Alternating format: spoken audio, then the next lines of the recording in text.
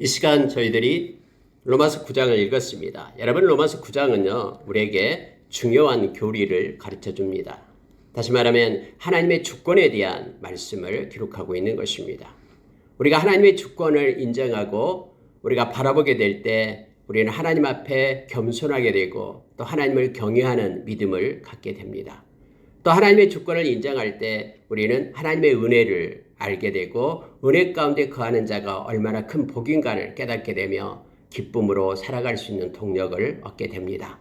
혹자는 말하기를 하나님께서 다 정해놨다 그러면은 어떻게 그럼 인간에게 그 책임을 물을 수 있느냐? 하나님께서 미리 다 해놓은 것인데 하면서 인간의 자유의지는 어디가 있느냐라고 말하는 이들이 있습니다. 그러나 여러분, 하나님의 주권은 우리의 머리로 생각하는 그러한 것이 아닙니다. 하나님의 주권은 우리의 자유의지를 훼손하지 않습니다. 따라서 우리가 하나님을 향하여 선택하고 또 하나님을 향한 사랑의 마음을 갖고 우리가 이 땅에서 열심을 내는 것, 그 모든 것들도 더 큰 하나의 주권 속에 놓여져 있다는 것을 우리가 깨닫기를 원합니다. 다시 말하면 하나님께서는 하나님 편에서 모르는 것이 없습니다. 만약에 하나님께서 모르는 게 있다 그러면 하나님이 아니시죠. 우리가 우리 미래가 어떻게 될 것인가를 또 우리가 어떻게 하나님의 구원받은 백성이 될 것인가를 다 알고 계시죠. 우리 인생의 길이를 정하시고 크고 작은 일들 놓으신 분이 바로 그분이기 때문에 그렇습니다. 우리는 하나님의 전지성을 인정해야 됩니다. 그러면 하나님이 다 알고 계시는데 우리는 어떻게 해야 되는가? 우리의 자유의지에 대해서 우리는 말하는 이들이 있습니다. 그러나 오늘 성경은 분명하게 가르쳐 줍니다. 하나님께서는 주권자 되시며 그리고 우리가 이 땅에서 열심을 내고 또 우리가 무슨 일을 하고 선행을 하고 그 모든 것들은 역시 우리에게서 난 것이 아니라 하나님의 은혜 가운데 우리에게 주어진 것이다라고 가르쳐 줍니다. 그래서 성경에서는 우리는 자랑할 것이 없다라고 우리에게 가르칩니다. 예수님께서도 종이 여러 가지 일을 하고 그러고 나서 또 밭에 가서 일하고 와서 들어왔을 때 또 거기에 대한 주인이 또 밥상을 차려라 그러면 당연히 종이 밥상을 차리는 것이 당연하다라고 말합니다. 종이 낮에 밭에 가서 일했다고 와서 들어오니까는 주인이 종을 위하여 밥상을 차려놓은 것이 아니다라고 가르쳐주고 있으면서 마땅히 우리가 해야 될 일들을 행하고 그것을 가지고 나의 공로로 삼고 자랑으로 삼지 말라라고 말합니다. 그러나 또 한편의 성경에서는 역설적으로 그렇게 말합니다. 이렇게 깨어서 하나님께서 정한 자리에서 충성한 자들, 그들을 보면은 그 주인이 와서 종을 주인의 자리에 앉히고 수종들리라 라고 말하고 있습니다. 무슨 얘기냐면요, 이것도 하나님의 주권 속에 있다라는 것을 말해주고 있습니다. 즉 하나님께서 은혜를 베풀어서 우리를 구원해 주시고 또 하나님의 속한 일을 행할 수 있는 능력과 동력을 우리에게 공급해 주시고 그리고 그 일을 행했을 때 하나님은 우리에게 존귀와 영광과 칭찬을 주겠다라고 또 약속해 주시고 그 모든 것들이 하나님께서 행하시는 일들 가운데 하나님 안에 있음을 우리로에게 말하게 합니다. 그래서 행여나 이 주권과 자유의지 이것을 잘못 오해해가지고 그것 때문에 시험에 들은 일이 없도록 우리는 해야 됩니다. 성경은 언제나 역설적으로 쓰여져 있습니다. 다시 말하면 already, not yet, 이미 하나님의 행하시고 not yet, 아직 이루지 않고 이 두 가지가 늘 붙어 있습니다. 저와 여러분은 이미 영생을 받았습니다. 예수를 믿었기 때문에. 그래서 천국을 소유한 백성입니다. 그런데 우리는 아직은 영원한 천국 가운데 우리가 거하지 않고 또 우리 가운데 죄성이 있고 우리가 거룩한 그러한 의인의 삶을 살지 못한다라는 것을 우리는 너무나 잘 압니다. 그러나 우리는 궁극적으로 예수 그리스도께서 믿음으로 예수 그리스도께서 행하신 모든 것들을 우리는 다 받아 누리는 예수님의 생명을 얻는 영원한 생명을 가진 자임을 알게 됩니다. 하나님의 나라는 이미 이 땅에 임했습니다. 하나님의 통치가 저와 여러분에게 있습니다. 성령님께서 오셔서 성령 안에서 의와 평강과 희락을 누리며 이 땅에서도 살고 다음에 또 영원한 온전한 또 하나님의 나라로 연결되는 이미 하나님의 나라의 삶이 우리 가운데 시작되었다라는 것을 말합니다. 예수님께서 말씀했습니다. 이미 하나님의 나라가 너희 안에 임했다라고 말합니다. 예수님이 이 땅에 오심으로 인하여 하나님의 나라가 도래된 것입니다. 그래서 이미 우리는 하나님의 나라의 백성입니다. 뿐만 아니라 not yet, 영원한 온전한 하나님의 나라가 연결되어 있다라는 것을 우리에게 또 가르쳐주고 있습니다. 너희는 믿음으로 인하여 구원을 받았다라고 성경은 말합니다. 또 한편으로는 너희는 구원을 이루어 가라라고 또 기록하고 있습니다. 다시 말하면 이 두 가지가 언제나 같이 연결되어 있는 것을 말씀 가운데서 우리가 발견하게 됩니다. 혹자는 말하기를 이게 서로 모순되고 서로 반대되는 것이 아니냐라고 말합니다. 그러나 절대로 그렇지 않습니다. 성경 안에는 이미 우리가 구원받은 자이고 지금 또 구원을 이루어가고 있다라고 우리에게 가르쳐주고 있습니다. 하나님의 주권 속에 있는 하나님의 백성들 은혜로 구원을 받았지만 또 하나님께서는 우리가 우리 스스로 자유의지를 가지고 하나님을 사랑하고 하나님께 영광 돌리기를 원합니다. 억지로 하나님께 예배하고 억지로 찬양하는 것을 하나님은 싫어하십니다. 이러한 주권과 자유의지의 관계를 우리가 깊이 묵상하면서 그 어떤 것도 상충되지 않고 말씀 안에서 하나가 된다라는 것을 우리가 기억하기를 원합니다. 특히 우리가 9장에서는 우리가 깊게 묵상하면서 이 하나님의 주권에 대해서 우리가 깊이 이것을 생각하고 또 이것을 말씀을 붙잡고 나갈 때에 큰 하나님의 은혜가 우리 가운데 임할 줄 압니다. 여러분, 바울사도는 9장 1절에서 내가 그리스도 안에서 참말을 하고 거짓말을 아니한다. 나 진짜 그리스도 안에서 예수 안에서 나는 진실되게 정직하게 참말을 한다 라고 말하면서 이 자기의 마음을 털어놓습니다. 솔직한 마음을. 내가 큰 근심이 있다. 그리고 나에게는 고통이 있다. 나에게 큰 근심과 고통이 있는데 이게 내가 진짜로 말하는데 참말을 하는데 내가 예수 안에서 내가 거짓말하지 않고 참말을 하는데 내 속에 큰 근심이 있고 그리고 고통이 있다고 말합니다.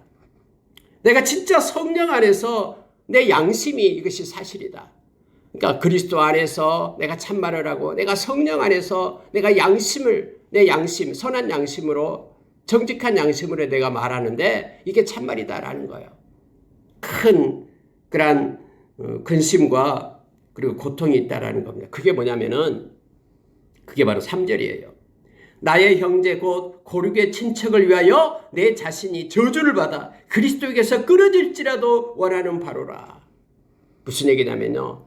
바울사도가 이방인들에 가서 복음을 전하니까 율법으로 구원받은 게 아니라 믿음으로 구원받는다고 전하니까 유대인들이 저놈 봐라 이거예요.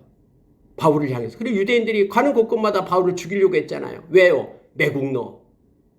아니 우리 민족은 율법을 지키고 하나님의 백성인데 율법을 지키지 않아도 구원을 받는다라고 말하니까 하나님께서 구원해 준다고 얘기하니까 저건 매국노라고 말하는 거예요. 저 나쁜 놈. 우리나라 유대인을 위하지 않는 사람. 이렇게 말하기 시작한 겁니다. 바울사도가 우리가 은혜로 구원을 받습니다.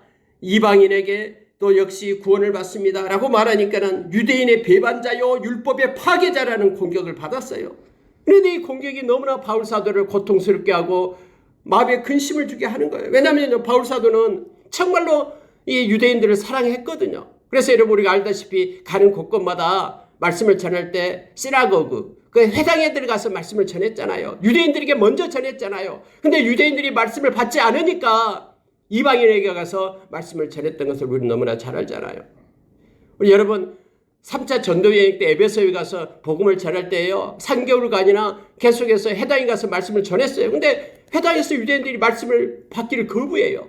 그러니까 어디로 갑니까? 회당에서 나와서 두란노 서원에 가서 2년 동안 거기서 말씀을 전하잖아요. 이방인들을 향해서요. 그러니까 이게 유대인들이 생각할 때 저건 배반자고 매국노고 그리고 우리의 반대자고 율법의 파괴자고 이렇게 하니까 바울사도는 너무나 근심이 있고 마음속에 진짜로 너무나 고통이 있었다고 말합니다. 결단코 자기 민족을 나는 버린 적이 없는데 여전히 민족을 구원하기를 원하고 있는데 이 민족은 그걸 알지도 못하고 배반자라고 말하니까 마음에 큰 고통이 있다라고 근심이 있다라고 예수 안에서 성령 안에서 그렇다라고 지금 털어놓고 있는 거예요.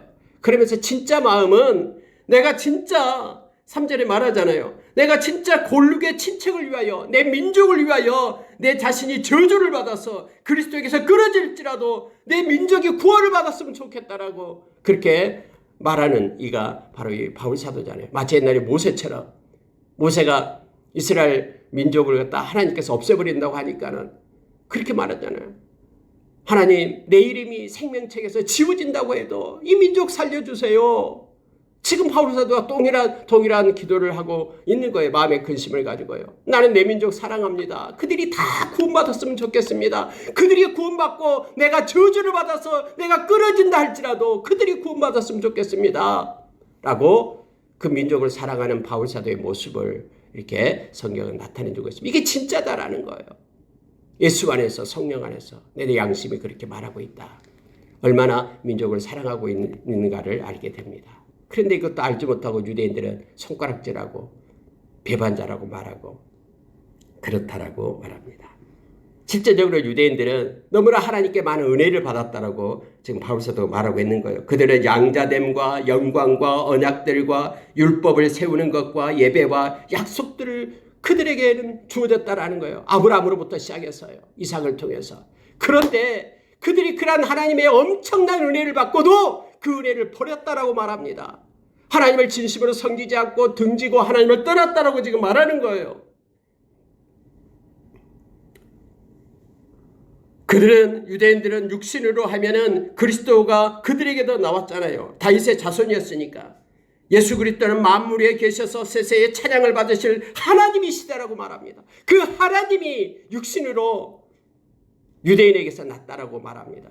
그러니 유대인들이 얼마나 큰 은혜를 받는 자들이냐라고 지금 말하고 있습니다. 그런데요, 중요한 것을 가리킵니다. 그러나 육신의 자녀가 하나님의 자녀가 아니다. 분별을 합니다. 오직 약속의 자녀의 씨가 하나님의 자녀로 여김을 받는다 라고 말하죠. 아브라함의 그런 육신적인 후손들이 다 아브라함의 자녀가 아니라 약속을 믿고 말씀을 따라서 사는 자들이 아브라함의 자녀다라고 말합니다. 리브가가 임신을 했는데 이제 주권에 대해서 말하기 시작합니다. 리브가가 임신을 했는데 두 쌍둥이를 임신했잖아요. 뱃속에 두 쌍둥이가 있어요. 그래서 우리가 창세기에서 보듯이 하나님께서 이게 어찌 된 건지 하나님께서 리브가에게 가르쳐 주잖아요. 오늘 말씀에도 큰 자가 어린 자를 섬기리라 이렇게 말했어요. 그러니까 첫째가 둘째를 섬긴다라는 거예요. 두 번째 나온 자를. 첫째는 예서가 나왔죠. 두 번째는 야곱이 나왔습니다. 근데 하나님께서는 나는 야곱을 사랑하고 에서를 미워했다라고 말을 하고 있는 거예요. 자, 여러분 이 말은요. 하나님이 감정적으로 야곱은 사랑하고 에서를 미워했다 이런 뜻이 아니잖아요. 우리가 여러분 창세기를 통해서 보면은 에서의 행적은요. 에서는요. 삶이 그렇게 평탄해요. 에서는요. 막 부인들도 많고요. 처음부터요. 근데 여러분 야곱은 약 80세 될 때까지도 결혼도 못했어요. 그리고 야곱의 인생 그가 바로 앞에 섰을 때 130년 살고 나서 험악한 인생을 살았다라고 말하잖아요. 속이는 인생, 또 삼촌 라반으로부터 10번이나 속임을 당하는 인생, 그 어려운 인생을 살았잖아요. 개인적으로 보면은요. 근데 하나님께서는 야곱을 사랑하고 에서는 미워했다라고 말하는 거예요. 이건 감정적으로 누구를 좋아하고 누구를 싫어했다는 뜻이 아니라 구속의 경륜상 하나님께서 자신이 기쁘신 뜻을 따라서 주권적으로 야곱을 언약 백성으로 삼았다. 언약 백성의 혈통으로 선택했다라는 뜻이에요. 그리고 에서는 거기서 제외됐다라는 것입니다. 그래서 이스라엘의 민족 모두가 다 구원받는 자들이 아니라 약속의 자녀만이 구원에 이른다라고 지금 바울 사도는 말하고 있는 것입니다.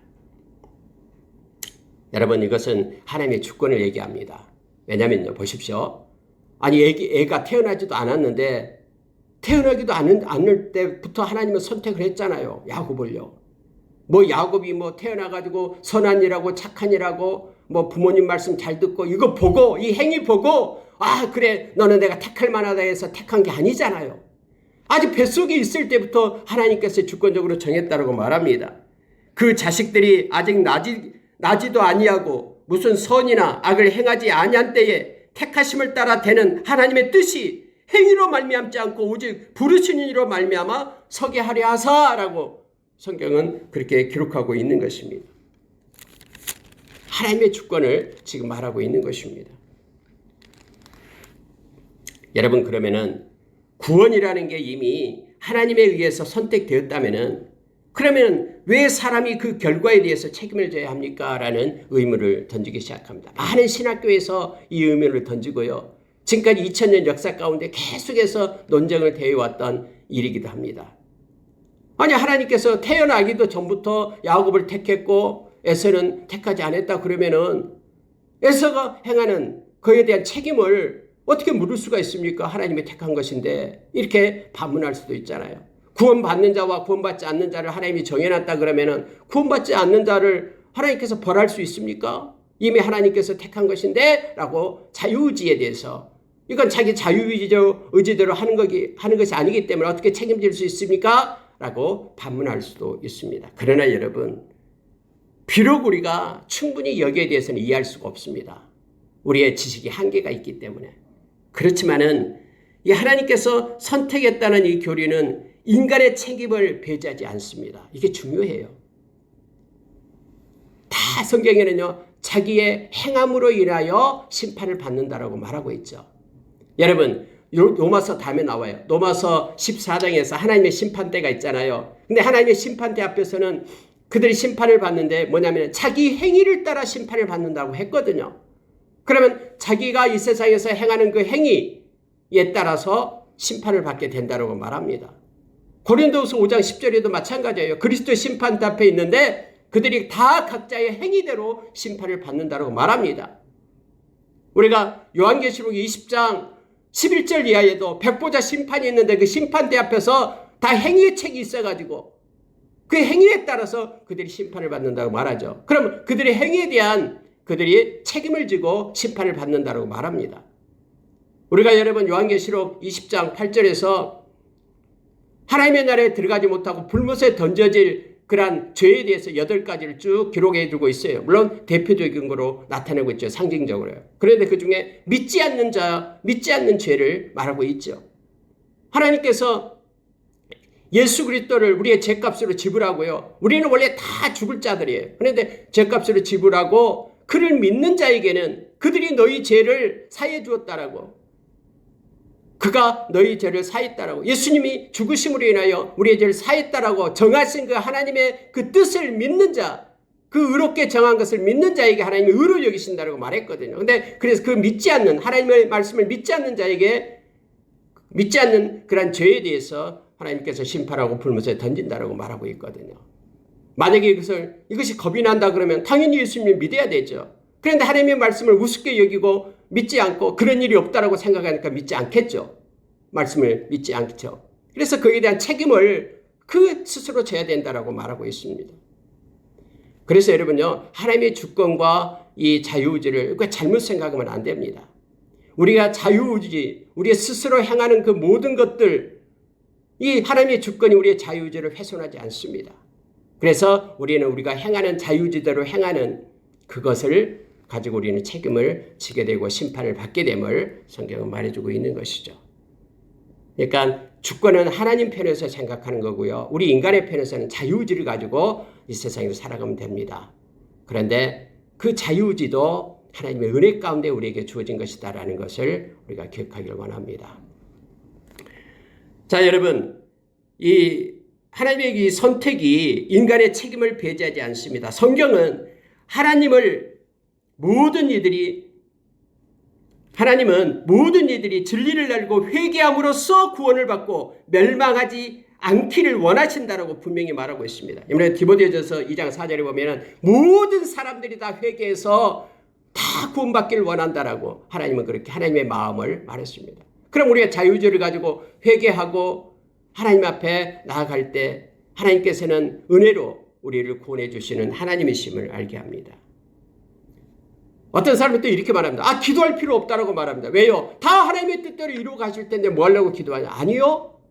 하나님의 그 뜻 가운데는 우리의 기도가 들어있습니다. 하나님의 일을 행하신 가운데는 우리의 기도도 하나님의 뜻 안에 있는 거예요. 그래서 우리가 기도할 때 하나님께서 이렇게 이루시겠다라는 계획을 하나님은 가지고 계시는 것이죠.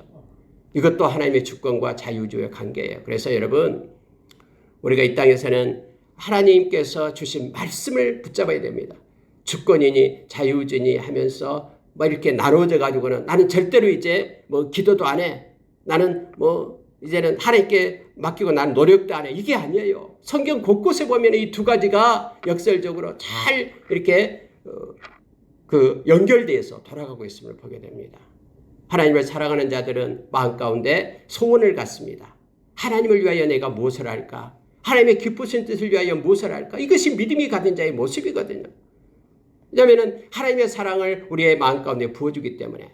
그러나 나는 하나님을 싫어하면서 떠나고, 이것은 자기의 의지에 대해서 자기의 뜻대로 정욕대로 행한 것이기 때문에 거기에 대한 책임이 있다는 것을 성경은 말해주고 있습니다. 그래서 조금 어렵습니다만은, 그러나 우리가 하나님의 은혜로 우리가 구원을 받은 것은 하나님의 주권 가운데 있고, 에서와 야곱을 태 속에서 이미 야곱을 택하신 그러한 모습을 성경에는 말하고 있으니까, 다시 말하면 우리의 행위로 구원을 받는 것은 없다라는 것을 가르쳐주고 있습니다. 그래서 행위로 구원을 받은 것은, 이것은 우리의 보상이 되잖아요. 우리가 노력해서 받는 것이 되잖아요. 구원도 우리가 노력해서 받는 것이 되니까 하나님의 은혜는 없어져 버리는 거예요. 그러나 우리가 아무리 노력하고 우리가 죄값을 갚을 수 없지만은 하나님의 은혜로 우리가 예수님 때문에 죄사함을 받았다라고 우리가 이렇게 깨닫게 될 때 우리는 하나님께 감사할 수 있고, 구원의 간격으로 하나님이 주신 은혜는 우리가 잃어버리지 않는다라고 생각하는 거예요. 만약 우리의 노력으로 얻었다 그러면요, 아니 우리가 잘못되면 다음에 구원을 잃어버리면 어떡해? 이런 불안 가운데 살게 되잖아요. 하나님께서 우리를 택해 주셔서 하나님의 주권 속에 있을 때는 우리가 언제나 구원받은 자로서 자유하게, 그리고 기쁨으로 하나님이 주신 평강으로 우리의 남은 생을 살아갈 수 있음을 알게 됩니다.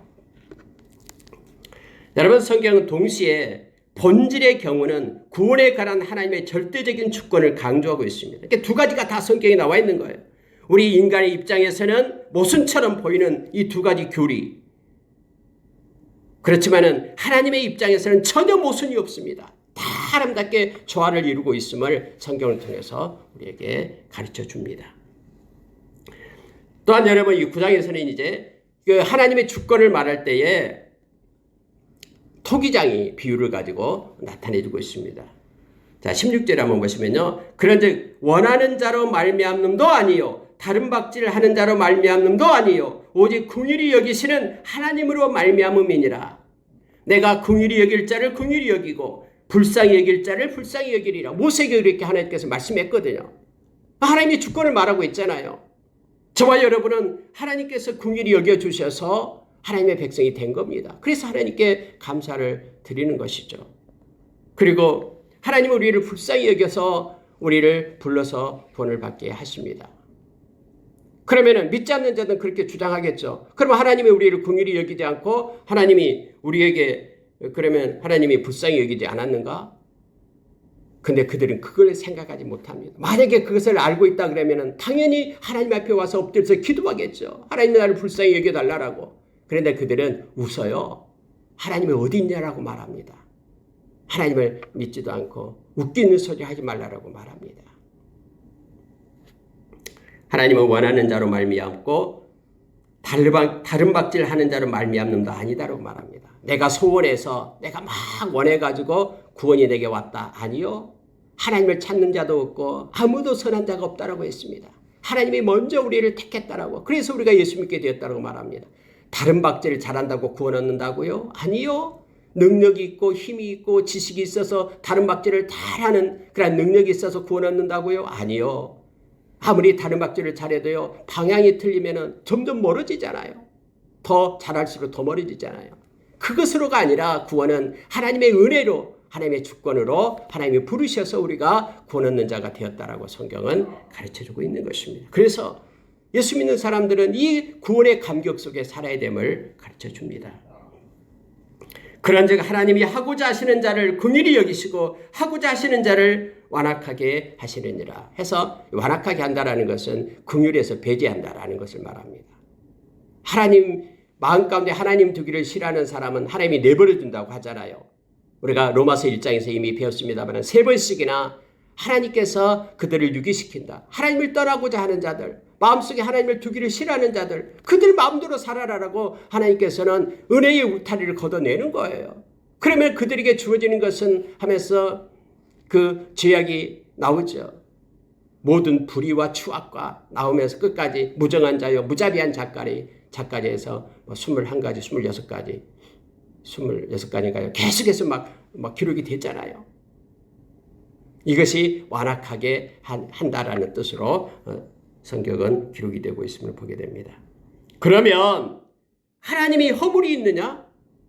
그러면 하나님의 뜻을 너희들이 대적하느냐? 누가 그 뜻을 대적하겠느냐? 하면서 바울사도는 반문을 합니다. 지음을 받은 물건이 지은 자에게 어찌 나를 이같이 만들었느냐 말하겠느냐? 그래서 토기장이 비유를 하는 거예요. 21절부터요. 토기장이가 진흙 한 덩어리를 가지고 귀 쓸 그릇과 하나는 천이 쓸 그릇을 만들 권한이 없느냐? 하나님이 그의 진노를 보이시고 그의 능력을 알게 하고자 하여 멸하기로 준비된 진노의 그릇을 오래 참으심으로 관용하시고 또 영광 받기로 예배하는 바 긍휼의 그릇을 하나님께서 풍성하게 하는 것, 이것을 알고자 하셨을지라도 너희들이 무슨 말 하겠느냐? 토기장이가 진흙을 가지고 두 개의 그릇을 만들 수 있는데 하나는 진노의 그릇도 만들 수 있고 하나는 긍휼의 그릇을 만들 수도 있다. 그렇다고 해서 그릇들이 토기장이한테 뭐라고 나를 왜 이렇게 만들었냐고 말할 수 있느냐? 지금 주권에 대해서 다시 강조해서 설명하고 있는 것입니다. 그러면서 이 말을 하는 거예요. 결론적으로 24절에서요. 이 그릇은 다시 말하면 긍휼의 그릇입니다. 하나님이 긍휼히 여길 자를 긍휼히 여기고 불쌍히 여길 자를 불쌍히 여기고 은혜 베풀 자를 은혜 베풀고 이 그릇, 은혜를 베풀 이 그릇은 유대인 중에서뿐 아니라 이방인 중에서도 부르신 자니라. 이걸 말하는 거예요. 그래서 유대인 중에서도 다 구원받는 자가 아니라 하나님께서 긍휼을 베푸시는 자를 구원하고 이방인 중에서도 다 구원받는 것이 아니라 하나님께서 은혜를 베풀 자 그리고 불쌍히 여길 자를 하나님께서 긍휼의 그릇으로 만들어서 구원을 베풀었다라고 말합니다. 이스라엘에게 이사야는 이렇게 말합니다. 이스라엘에 관하여 이렇게 글을 쓰고 있습니다. 이스라엘 자손들의 수가 비록 바다의 모래 같을지라도 남는 자만 구원을 받으리니 라고 했다라고 말합니다. 주께서 우리에게 씨를 남겨주지 아니하였다라면 우리가 소돔과 같이 되고 고모라와 같았으리로다.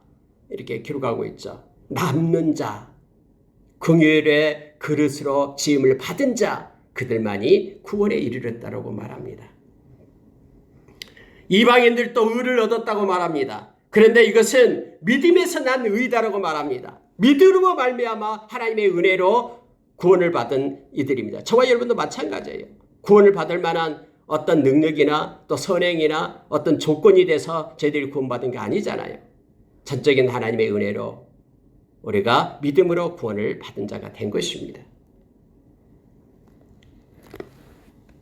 32절 보고 마치겠습니다. 어찌 그러하냐? 이는 그들이 믿음을 의지하지 않고 행위를 의지함이라 부딪힐 돌에 부딪혔느니라. 이것이 무슨 얘기냐면요. 이스라엘 백성들, 육신의 이스라엘 백성들이 결국 믿음을 가지지 않았다라고 말합니다. 율법만 지키고 막 나가는데 율법에는 그것으로 구원을 받을 수 있는 능력이 없다라고 성경에 말하고 있죠. 율법은 죄를 알게 하고 깨닫게 합니다. 그러나 그 죄를 치유하고 회복시키고 죄를 없앨 수 있는 능력이 율법에는 없어요. 오직 예수 그리스도의 보혈, 그 은혜로만 죄사함을 받을 수 있다고 성경 말합니다. 그런데 그들이 믿음을 저버렸다라는 거예요. 그들이 믿음을 의지하지 않고 자기의 행위만을 의지했기 때문에 그들은 부딪힐 돌에 부딪혔다라고 말합니다. 그래서 그들은 구원에 이르지 못한다고 말하면 오직 믿음으로만 구원에 이른다라고 성경은 말해주고 있습니다. 이방인이든 유대인이든 모두가 다 믿음으로만 구원에 이른다라고 가르쳐줍니다. 하나님께서 그렇게 정하셨다라고 성경은 말해주고 있죠. 하나님은 긍휼히 여길 자를 긍휼히 여기고 은혜 베풀 자에게 은혜를 베풀고 불쌍히 여길 자를 불쌍히 여겨서 유대인이든 또 열방에 있는 이방인이든 예수 믿는 사람들을 부르시고 그들로 하여금 믿음을 갖고 구원에 이르게 하셨다라고 성경은 말하고 있습니다. 그러니 구원받은 하나님의 백성들, 믿는 자들은 이 하나님의 은혜에 감사하면서 하나님께 영광을 돌리는, 하나님의 주권 가운데 우리가 거하면서 하나님께 영광을 돌리는 삶을 살아야 됨을 성경은 가르쳐주고 있습니다. 말씀을 마치겠습니다. 여러분과 저는 하나님의 사랑 가운데 거하는 자들입니다. 은혜 때문에 구원을 받은 것입니다. 그래서 구원의 간격 속에 그 은혜에 감동하면서 매일매일 하나님께 영광 돌리는 삶을 살기를 원합니다. 은혜를 갚는다라는 말이 있습니다. 은혜를 갚는다라는 것은요, 정말로 하나님의 기쁘신 일을 행하는 것입니다. 하나님이 싫어하는, 우리가 부모님께 효도하는 게 뭡니까? 부모의 마음을 기쁘게 하는 것이잖아요. 이미 우리를 구원해 주신 그 하나님 때문에 그 일을 해야지만 구원받는 게 아니에요. 이미 구원을 받았기 때문에 하나님의 기쁘신 일을 합니다. 그게 뭐냐면 믿음으로 사는 것입니다. 히브리서 11장 6절의 말씀처럼 우리가 이미 구원받은 자가 되었기 때문에 믿음이 없이는 하나님을 기쁘시게 하지 못한다고 합니다. 그래서 우리가 그가 계신 것을 믿어야 됩니다. 어떤 고난 속에도 어떤 상황 속에서 살아계신 주님이 함께 하심을 믿는 것이 믿음입니다. 그리고 우리가 기도할 때 하나님께 구하는 것은 가장 좋은 것으로 상 주신 하나님이심을 우리가 믿어야 됩니다. 그래서 우리가 말씀과 기도로 거룩한 그런 삶을 살아서 하나님께 영광 돌리고, 기도할 때 하나님이 영광 받으신다고 했으니까 우리가 늘 기도자로서 살고 주님과 겸손히 동행하는 우리가 되기를 원합니다. 함께 기도하겠습니다.